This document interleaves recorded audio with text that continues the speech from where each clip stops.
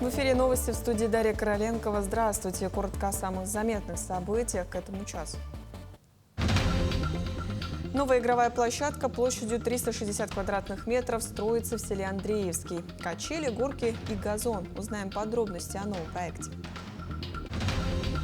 Якутские волонтеры вновь отправляются в Новгородскую область, чтобы найти останки бойцов 19-й лыжной бригады. Какую важную миссию они выполняют, узнаем подробности.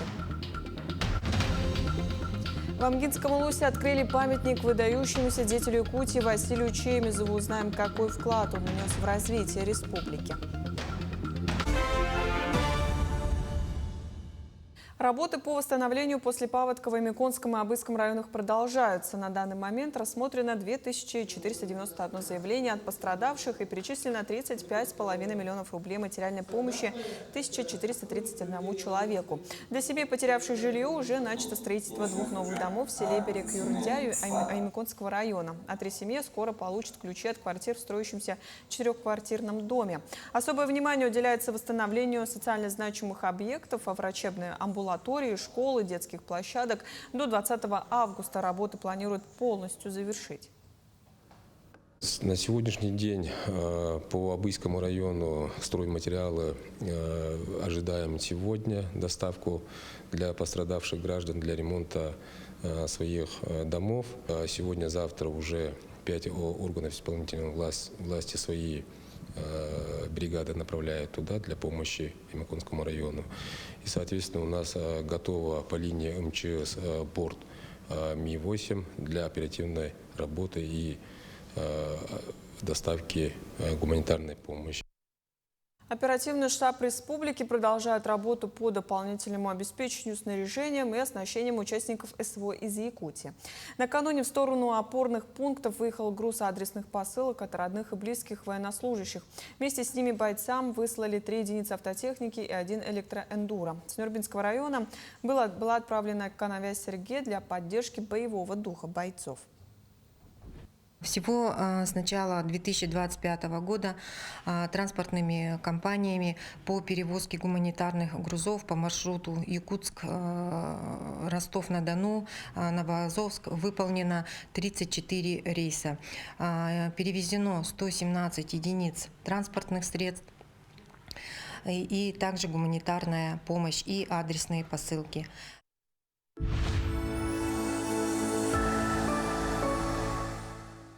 Якутия рассчитывает привлечь 70 миллиардов рублей инвестиций на ВЭФ-2025. Глава республики Арсен Николаев заявил о планах подписать около 20 соглашений на юбилейном Восточном экономическом форуме. По его словам, ВЭФ – это не только подписание соглашений, но и важная площадка для встреч с представителями российских регионов, крупного бизнеса и иностранных государств, реализации договоренностей и поиска новых партнеров. Глава Якутии подчеркнул готовность республики к сотрудничеству и созданию благоприятных условий для инвесторов, несмотря на санкционное давление. В Якутске на базе 24-й школы проходит 3-дневный семинар для наставников детских общественных объединений, приуроченный к августовскому совещанию педагогических работников региона. Семинар, организованный специалистами Российской академии образования и движения первых, посвящен современным моделям и практикам наставничества в рамках движения.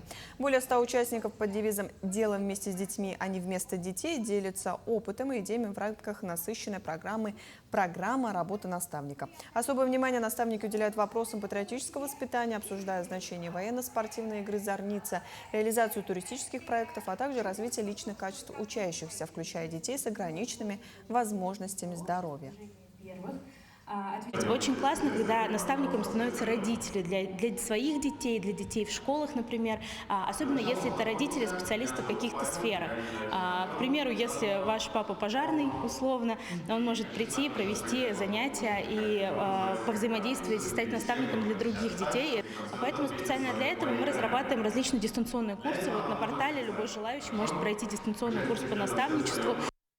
В новом учебном году в 96 школах республики начнут работу медицинские кабинеты. Медпункты откроются в учреждениях с численностью для более 500 обучающихся. В них будут оказывать первичную медико-санитарную помощь, проводить профилактические осмотры и следить в целом за здоровьем школьников.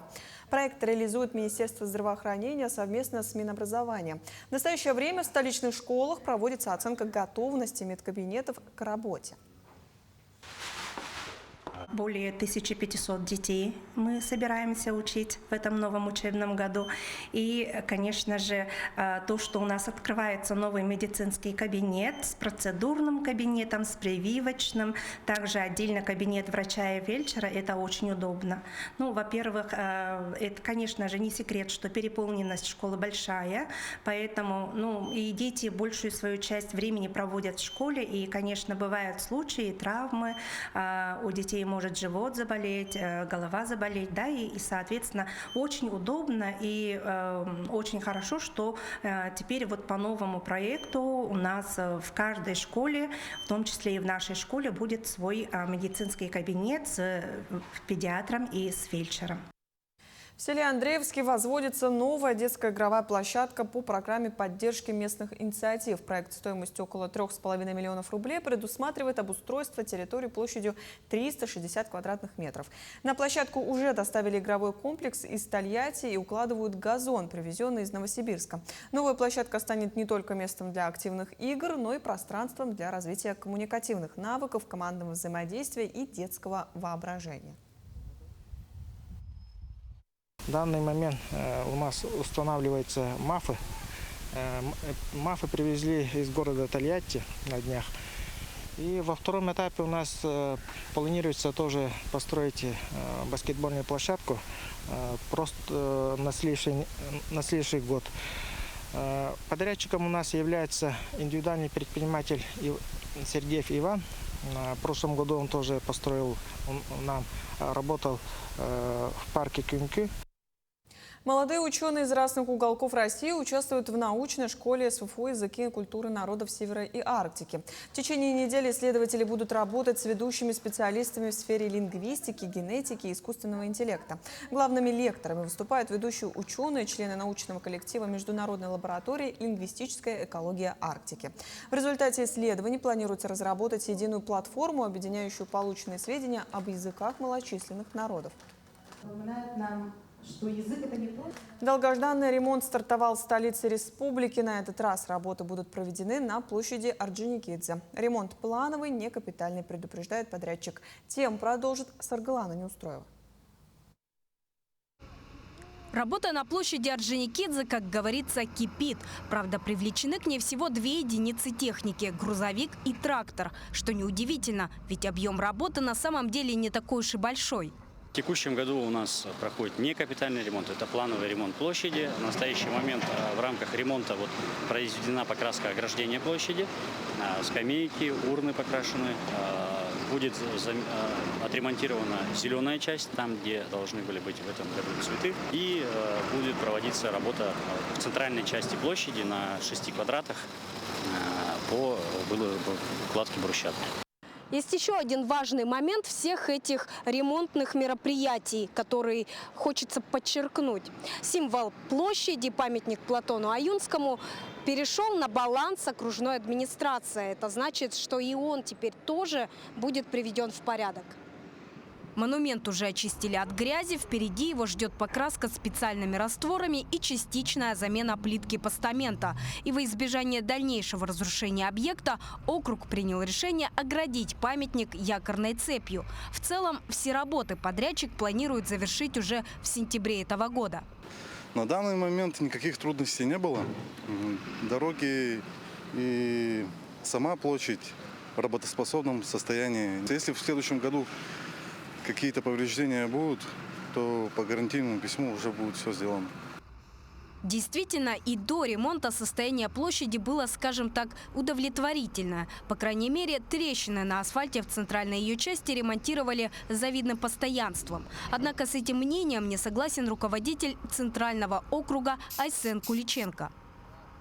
Предполагали, что нужно будет просто подойти с бетонными земляными работами. Это за ливка трещин, но дальше обсудив вообще коллегиально этот вопрос, было принято решение, что ежегодно заливать битумом, вот, как это делалось в прошлом году, но не подходящее для центральной площади. Еще один элемент площади – фонтан – тоже ждет своего обновления. Работы по его полной реставрации ведутся активно. К концу августа запланирован пробный пуск конструкции. Вкупе с другими мелкими работами площадь обещает стать настоящим подарком ко дню рождения города. Саргалана Неустроева, Нюргун Старостин, Якутск. В Новгородскую область отправилась группа якутских волонтеров. В течение 2 недель они будут заниматься поисковыми работами останков бойцов Великой Отечественной войны. Битва на озере Ильмень всегда имела особое значение для жителей республики. В боях за освобождение Старой Русы зимой 1943 года героически погибли более 600 якутян. Они входили в 19-ю лыжную бригаду. Сегодня поисковики занимаются поисками останков тех солдат. Уже несколько лет в район озера Ильмень приезжают наши земляки, чтобы отдать дань памяти предкам. В этот раз отряд волонтеров состоит в основном из школьников. Мы начали поиски 2023 года. Нашли мы там одну воронку. И нам удалось в 2024 году осенью не менее 37 бойцов 19-й лыжной бригады. В этом году мы задумали их перезахоронить. В селе Эмисы Амгинского улуса состоялось торжественное открытие памятного бюста Василию Назаровичу Чемизову, выдающемуся государственному деятелю, заслуженному работнику Якутской ССР, ученому и одному из основателей первого научно-исследовательского института республики. Мероприятие приурочено к 110-летию со дня рождения Василия Назаровича. Его вклад в развитие Якутии огромен. Он внес значительный вклад в реформу якутской письменности, разработку учебных словарей и внедрение всеобщего обязательного обучения. Благодаря его усилиям была расширена сеть школ и интернатов. Внедрена 5-бальная система оценок и аттестаты зрелости. На открытии бюста присутствовали родные и близкие Василия Назаровича. Очень-очень счастлива, что я дожила до папиного 110-летия. Вот. Никогда не думала, что я доживу. Это очень-очень, как-то для меня это такой радостный день сегодня, что вот его земляки, его, сейчас, конечно, вся молодежь, но тем не менее все помнят они о папе. И очень благодарна администрации этого села и всем тем, кто принимал участие в создании этого папиного бюста. Мы продолжаем следить за развитием событий. Оставайтесь на нашем канале.